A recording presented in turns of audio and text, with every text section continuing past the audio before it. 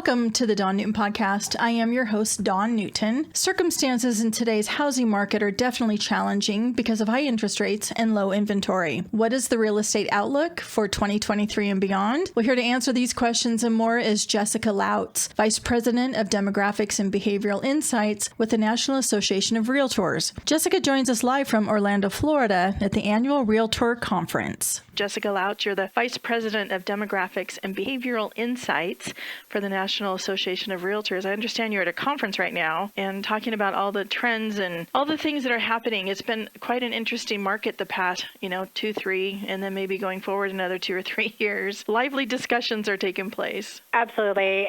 It really is a changing market. We're looking at a real estate market that has been suppressed because of the change in interest rates. The rise in rates is holding back a lot of people who would like to be active in the real estate market but just can't afford it anymore. Looking at the typical price of home, it's $1,000 extra per month for a mortgage payment, and that's holding back a lot of buyers. And even though we're seeing price reductions, that may not help offset that difference in that monthly price, too. No, unfortunately, we know that in your local area, home prices have been going up a lot. We've seen a lot of migration into your city over the last 2 years. There's really limited housing inventory, so that's also driving up prices, as well as a young millennial wave who would like to enter into homeownership. So unless we have more building at affordable price points, it's going to be quite difficult for first-time home buyers and all buyers. And talk to what, with NAR, there was just the third quarter Metro Home Pricing Report that was just released. What were we seeing in there? Anything that stands out that we're not already being kind of blasted with the media and headlines? And 1 minute it's real doom and gloom, the next minute is, hey, nothing to see here, folks. Just proceed as normal, but we know that's not accurate. Yeah, I would just encourage everyone to go beyond the headlines. I think it's really important to get to the real data and understand the real story right now. We know that in Portland that home prices are nearing $600,000. They're up 8% year over year. That's important because if we look at this on a historical perspective, we know that that's actually a really strong price appreciation. We know that homeowners are probably quite happy. And if we look at the headlines, they're saying, oh, we're cutting prices, but that's not actually happening. We know that that's actually pretty strong price growth. And so home buyers who are trying to enter would have a hard time. But homeowners, they're quite happy. If they've owned a home for a decade, they have $210,000 in equity. That's a lot. And looking at the market right now is that interest rate is definitely causing everyone to maybe pause a minute. If you're a seller, depending on if you're going to be a cash buyer going forward, you may need that financing too. So sellers might be rethinking the inventory. So our inventory, or putting their house on the market, so inventory is still being impacted. We just can't seem to get away the ebb and flow of what our market is doing. But it's so important to utilize the realtor, utilize your loan officer, because as we were saying, unplug and, stay away from the headlines. And really, if you do need to make a choice, make a decision, you need that data and you need that team behind you to help make a decision, because nobody's a better expert than the buyer and the seller. Yeah, absolutely. Everyone needs full information right now, consumers especially. We know that 9 in 10 buyers and sellers are working with an agent, and they need help, not just finding the right home, but also with negotiation in the process, especially for home buyers and being that local expert. A lot of people are moving farther distances away, so having that local expert by your side becomes even more important now.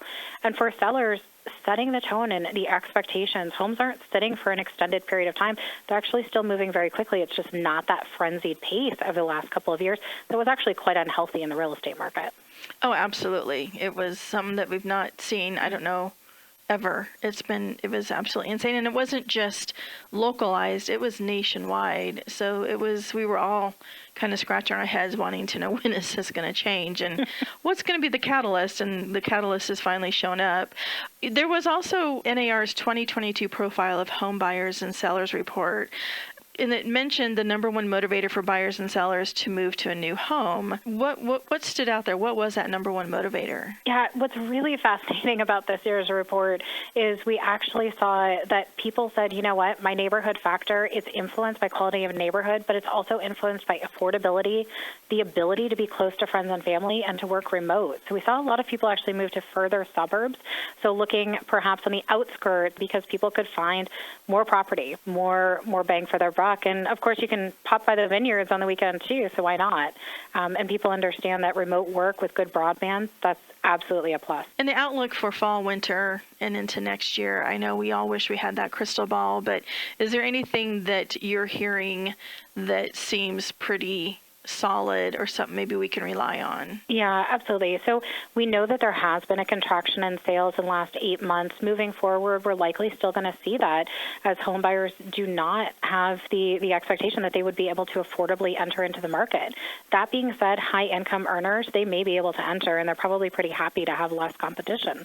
For home price growth, we're still seeing it very strong, but I would expect that that may moderate because we just don't have enough inventory and home buyers are pretty cash strapped to be able to enter into the home buying market. What else are you seeing as far as when it comes to sellers? Any reluctance there other than if I sell, I become a buyer? Well, there's that, but there's also separation anxiety from their current rate. If you refied and you have a rate of 2.25, it's going to be hard to set that expectation that I may move and then I'll have a rate of 7%. That being said, people have things in their life that upend them.